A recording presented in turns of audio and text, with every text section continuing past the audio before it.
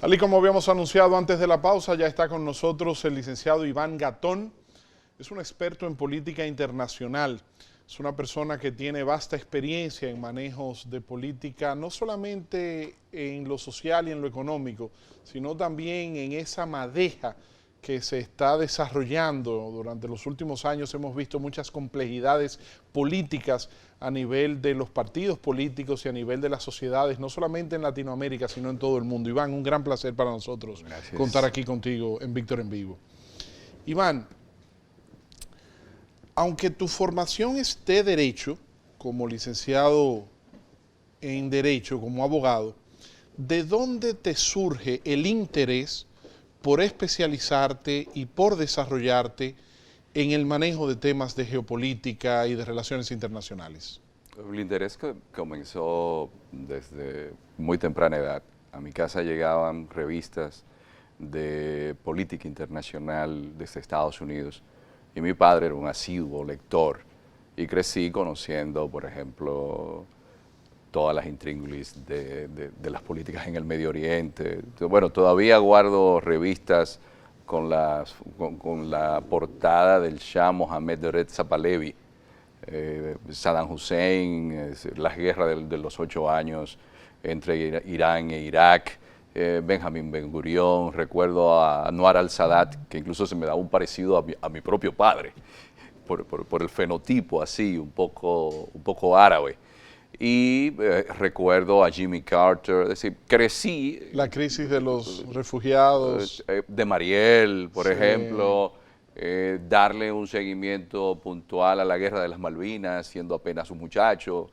O sea que estamos hablando de que los compañeros tuyos de estudio estaban jugando pelota o estaban viendo televisión y tú estabas leyendo y formándote en términos de geopolítica y de relaciones internacionales. Bueno, lo que sucede es que yo podía jugar, pero había una disciplina. Entonces yo tenía que todos los días sentarme con mi padre La formación. a revisar. Entonces cuando yo iba a jugar, muy bien, y siempre hago la anécdota de que mis compañeros de juego, jugando con una pelota de media y un bate de penca de coco, yo les digo, muchachos, eso es en Sabana Grande de Boyá, ustedes sabían que hay un país que se llama Singapur, y todos me miran y se ríen y dicen, mira un país de mala palabra. Entonces, porque tú eres oriundo de Monteplata. Yo soy de Sabana Grande de Boyá, nacido y criado en Sabana Grande de Boyá, pero toda esa formación en el ámbito internacional se fue solidizando más porque escuchaba emisoras de radio y habían emisoras de radio que entraban al pueblo mío en onda corta y de ahí yo tomaba direcciones y una de ellas hice una amistad viviendo en mi pueblo en Yakarta, Indonesia, con Mónica Tinekio Saputra. Wow. Y yo duraba 2 meses esperando que esa muchacha me devolviera las cartas que yo le escribía en inglés. Y tenía un amigo en Vilnius, en los países bálticos, en Lituania, cuando era parte de la URSS. Cuando no se conocía el mundo como se conoce hoy. No, era porque como estamos una hablando cartita. de una época donde ni siquiera la geografía del globo terráqueo era tan reconocida como lo es hoy día. No existía el internet, no existía puntos de referencia. No, nada de eso. Incluso una emisora de radio que escuchaba era Radio Caracol de Colombia. Que sigue siendo todavía hoy, mantiene una posición pionera en lo que son las noticias. Caracol Televisión y Radio Caracol se ha convertido, se ha mantenido a través de los años como uno de los principales medios de Colombia. Sí, entonces, en esa dinámica, luego cuando vengo a Santo Domingo, ¿Vienes a Santo Domingo en vengo qué a Santo año? Domingo en el 92 A estudiar. a estudiar, entonces cuando iba a hacer mi tesis de grado, me di cuenta de que el mundo estaba como girando, estaba cambiando. No, ya para el 92, principio de la década de los 90, ya sí entonces estaba entrando la globalización como nueva política, como nueva estrategia geopolítica, ya caído el muro, ya con la caída del muro de Berlín y ya con todo lo que tuvo que ver con ese nuevo orden económico, social y político, ya entonces sí el mundo empezó a ser más pequeño que antes. ¿No? Y ahí entro a trabajar en el Centro Dominicano de Promoción de Exportaciones, En lo que es CEDOPEX. CEDOPEX, hoy CIRD, Y allá entonces, leyendo, porque buscaba, CEDOPEX tenía muy buena biblioteca, y me encuentro con un tema que son las prácticas desleales de comercio, dumping. Y aquí hubo una guerra que se le llamó la guerra del café. Café Mama Inés con Café Santo Café Santo Domingo. Domingo. Entonces me puse a investigar y ese fue mi tema de investigación para graduarme. ¿Tu Entonces, tesis fue sobre sí, el dumping? fue la necesidad de una ley que protegiera al país, porque yo avisoraba, habiéndome leído mucho material de los acuerdos de la Ronda Uruguay, las rondas Dillon, las rondas Kennedy, que no me servía para nada, para lo que socialmente eso tiene un valor. Ya estaba la OMC en su apogeo. No, la OMC no había llegado, la OMC entra en el 95, es que entra a ser efectiva con la ronda Marrakech. El asunto es que yo leyendo a la institución y buscando, digo, no, pero me voy por aquí, porque me gusta. Y entonces en CEDOPEX me encargaron de la promoción de exportaciones. Yo estaba en el área de promoción y de ahí se me ocurrieron muchas ideas y Atahualpa Domínguez, que era un técnico de Villa Vázquez, que conocía la institución, me dio luz verde y yo estaba viajando al Asia, Europa, haciendo promociones donde quiera y eso me ayudó a seguir ampliando los vínculos en otros espacios y finalmente hice la maestría en diplomacia. Y de ahí luego me fui a Europa y allá llevaba una vida antinómica de monje caribeño porque estaba totalmente dedicado a la investigación. Hice el diplomado de estudios avanzados en la Universidad Complutense de Madrid. Sucede que el primer trabajo que hice fue la influencia del Corán en los acuerdos internacionales que suscriben los países islámicos. Oye, eso. Pero es que tú te dedicabas a temas que nadie le ponía atención en este país. Entonces, menos siendo tú un joven, a esa edad tan joven, me imagino que te veían como algo extraño. Bueno, el director del doctorado me llama y me dice, ven acá, y este tema. Yo le digo, no se preocupe, que ya yo me he leído el Corán 2 veces. Y yo todas las aleyas y las suras las tengo revisadas y ya ya he trabajado muy bien el Pentateuco, así que creo que puedo hacerle un esbozo. Y llamo a Monseñor Juan Félix Pepén Solimán desde Madrid y le digo, Monseñor, quiero que usted sepa que gracias a Dios los trabajos que he hecho hasta el momento con el mundo islámico y además que he hecho un recorrido, Monseñor, desde los asirios, acadios, babilonios, persas, aqueménidas, los sasánidas, y comencé a hacerle una explicación. Y me dice, mi hijo, qué bien que estás tan involucrado en esos temas de esas zonas del mundo. Pero ¿no has pensado tú en algún momento en tu región? Te dijo Monseñor Pepén. Me dijo Monseñor Pepén. Monseñor Pepén había sido alumno de unas tías mías educadoras en Higüey y era una persona que en mi familia era muy respetada. Además, yo había sido monaguillo y él siempre me echaba la mano allá en mi campo. ¿Pensaste alguna vez en ingresar al seminario? Sí. A los 14 años eso estaba listo ya para ir al seminario. ¿Qué pasó? Yo fui el primer varón de mi padre, después de 5 hijas. Entonces, yo nací cuando mi papá tenía 45 años y eso hizo que pesara. El viejo no quería que yo lo dejara. Pero el plan estaba ahí. El asunto es que Monseñor me dice, ¿qué tú piensas sobre América Latina? América Latina no tiene gente que la piense. Sí, porque fíjate que hasta este momento todo lo que me narras te has concentrado en áreas del mundo fuera del continente. Entonces, mi tutor, que es Antonio Ramiro Brotons, que es el internacionalista contemporáneo clásico más importante del planeta, al terminar el doctorado me dice, si tú dejas los temas de Medio Oriente, yo soy tu tutor, trabaja América Latina. Y ahí digo, bueno, ya Monseñor me dijo esto, usted me dice esto, y hago una investigación sobre la aplicación de la Carta Democrática Interamericana de la Organización de Estados Americanos. Pero sucede que yo tenía que trabajar todos los antecedentes. Voy, investigo, bueno, si tengo que hablar de América, me voy a ir a la América precolombina. Olmecas, toltecas, chichimecas, aztecas, mayas, los guaraníes, los indios arahuacos, todo lo que me oliera a América Latina. Si yo estaba en Madrid era concentrado, enfocado. Y ¿Fuiste luego, a Sevilla? no me fui al archivo, Archivo de Sevilla. general de Sevilla, pero sí ya uno por el internet tiene acceso a mayor información y más para un trabajo de diplomado de estudios avanzados, es decir, mis pininos como investigador. Entonces, para hablar de la Carta Democrática, el gran aporte, digamos así, a las ciencias políticas en el mundo de América Latina son los dictadores. Entonces comienzo a trabajar, a ver la literatura del dictador con Yo el Supremo, de Augusto Roa Bastos, que hablaba sobre Francia.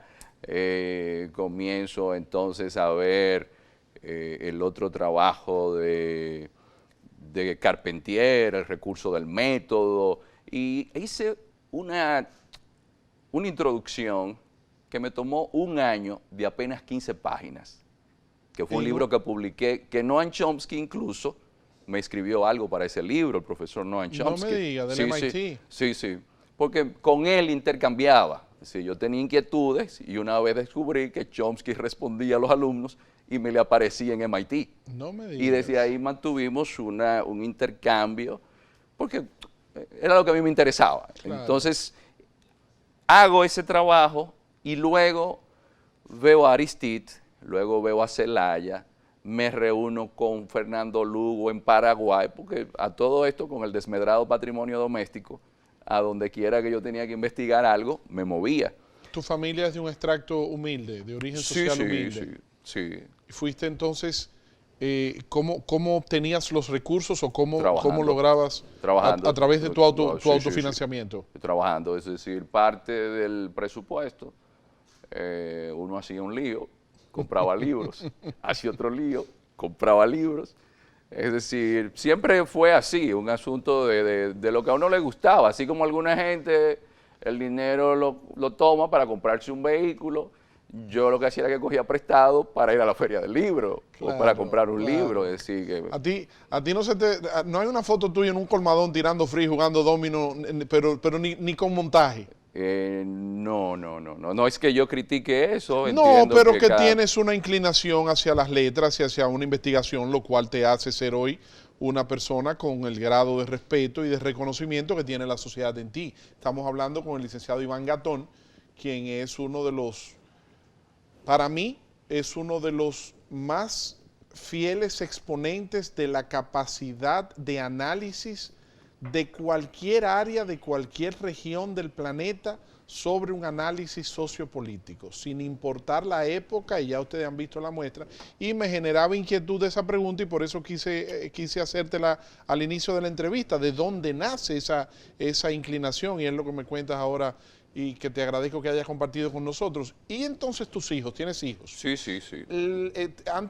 ¿Han heredado de ti, digamos, o tú te has encargado o te has interesado en transmitirle ese mismo tipo, que a veces no siempre se logra, pero has querido que tus hijos puedan seguir conociendo o inclinándose hacia esa área del saber que su padre ya ha desarrollado bastante?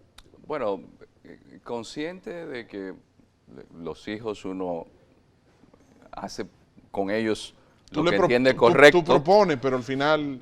no me hice la idea de que iban a ser dedicados a la lectura. Sin embargo, un día voy a un programa y el niño de 13, tiene 13 ahora. ¿Cuántos hijos tienes? Yo tengo dos, una de niña de 15 y uno de 13. Okay. Y el niño me dice, mira papá, tú hablaste de esto, pero no dijiste aquello. Empezó a debatir contigo. Sí. Y me dice, yo de ahora en adelante me voy a ocupar de que cuando tú vayas a un sitio, yo te voy a dar algunas ideas. Entonces, porque crecieron yendo a peñas intelectuales, a las peñas de Tonito Abreu, con León Tebrea, con Tony Raful. Entonces los muchachos crecieron yendo a esos ambientes. La niña, para sorpresa mía, es muy dedicada a la literatura. E incluso me dice, papá, mira, tal tema que si Platón, aquello, que si el mito de la caverna. Y, por ejemplo, quien ha sido o fue mi preceptor intelectual, Armando Almanzar Botello, cuando yo estaba en CEDOPEX, tuve esa dicha. Armando Almanzar Botello es, sin lugar a dudas, uno de los mejores poetas y el más grande psicoanalista que tiene este país. Hijo de don Servio Tulio Almanzar Frías y nieto de don Armando Almanzar Veras, el que escribía Los Gazapos en el Hoy. Mi padre y su madre fueron compañeros de estudios en Higüey, en Salvaleón de Higüey, en los años 40. Y entonces él, como intelectual, me tomó y aquí en CEDOPEX y siempre me daba a leer, siempre me daba libros a leer. Y entonces la niña tiene la capacidad, gracias a Dios, de hablar, por ejemplo, de los hermanos Karamazov con él y decirle, no, mire, con 15 años. Los personajes son esto y yo entiendo que es aquello, y él le dice, pero ven acá, mija, y tal asunto. Es decir, por ese lado, gracias a Dios, tienen algunas herramientas, pero no fue que yo decidiera, que yo dijera, ahora sí siempre tomé el tiempo para algo que es fundamental, y fue algo que aprendí en mi casa, aprender a pensar. Uno de los grandes problemas que tiene el ser humano es reflexionar, pensar sobre Aprender quién es, hacia dónde va, y que las angustias existenciales en una vida que es como si fuese una ola, que nada es estable, que siempre todo sube y baja, de cómo uno ir poder sorteándola en la existencia. Y creo que esa parte, que sí viene de la casa, pero que eso viene también con la calidad del tiempo, y es la calidad del tiempo no en horas o en muchas horas, sino en qué conversamos, qué reflexionamos, qué nos queda como lección. Y un truco que sí a mí me ayudó mucho, y es que mi padre solía llevarme al interior del país siempre que él podía. Y me hacía y con él tengo unos recuerdos de cuando estaba en Boca de Yuma, de cuando vamos al Santo Cerro, de cuando vamos. Para que botes clorofila tienes que pasarte 2 meses en Santiago, y me mandaba 2 meses a Santiago. Iván, ¿y el bullying?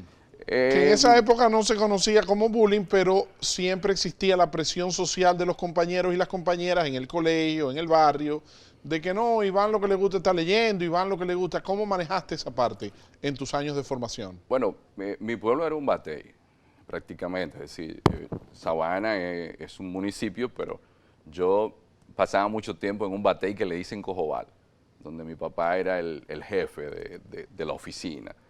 Y el bullying realmente era constante, no era un asunto fácil. De hecho, yo aprendí a defenderme. Yo tuve que hacer defensa personal. Y en mi pueblo se destacaron mucho en taekwondo. De hecho, el primer campeón mundial de República Dominicana en taekwondo es oriundo de Sabana Grande de Boyá en los años 80, Iván Tejeda, que fue atleta nacional. Y esa escuela de taekwondo Mudo Kwan, que la dirigía el profesor Luis Santana, alias Kini, yo me inicié en ella y yo competía. Yo era del equipo competidor de Sabana Grande de Boyá, que venía a la capital a pelear, que iba a San Cristóbal, que iba a San Pedro de Macorís, que peleaba en Vallaguana. Yo tenía que correr diario 10 kilómetros, tenía yo que correr diario. Qué interesante, Iván, escucharte plantear estas anécdotas y contar y compartir, y te agradezco que lo hayas hecho a través de nuestro programa Víctor en Vivo, para nosotros poder presentarles a esta personalidad. Nosotros contamos en la República Dominicana con un recurso humano del talento, de las condiciones, del conocimiento. Es un erudito, conocedor de la geopolítica, de las relaciones internacionales, y reitero, aunque su profesión, aunque su estudio principal fue en la rama del derecho, él es abogado de profesión, se ha concentrado, como ya ustedes lo han escuchado, en el estudio desde sus años de infancia de lo que es todo lo que tiene que ver con el entorno internacional.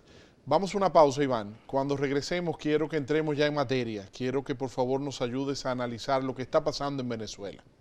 Queremos ver tu perspectiva, cómo pudiera presentarse un desenlace de esta situación tan difícil de este país, hermano tan querido por la República Dominicana y tan vinculado a nuestra historia. También quiero que hablemos de China, quiero que hablemos de Rusia, quiero que hablemos de Medio Oriente, varios temas sobre lo que está pasando en el mundo. Y la República Dominicana, cómo está insertada en este nuevo orden económico y de la geopolítica. Estamos conversando con el licenciado Iván Gatón. Hacemos nuestra pausa y cuando regresemos seguiremos en contacto en esta interesante entrevista. No se vayan.